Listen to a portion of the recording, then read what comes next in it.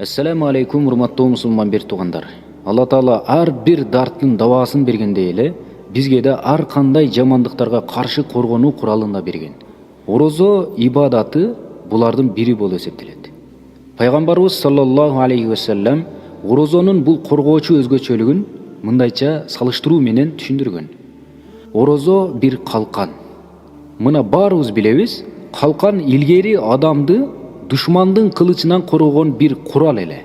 Мына орозода мусулманды бул дүйнөдө күнөө кылуудан, ал эми акыретте тозок отунан коргогон бир курал болуп эсептелет. Пайгамбарыбыз саллаллаху алейхи ва саллям мындай дейт: Ас-сияму джунна.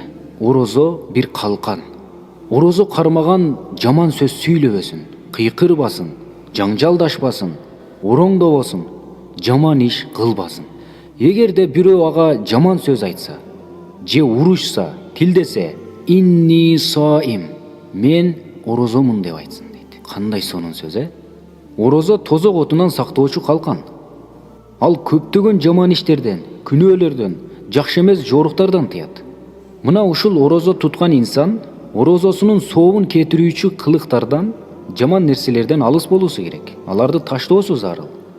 Мисалы, башка ачуусу бат келген бир инсан ага катуу бакырып жаман сөз айтса, сөгүп беттен алса, дарегине жаман нерселерди жиберсе, жаман нерселерди жазса, ал инсан өзүнүн караңгылыгын көрсөтсө, ага кошулуп тең элбей, жөн эле инни саим, мен орозомун деп айтсын. Мен орозомун деп айтып койсо, болду. Иш мына ушул жерден токтойт.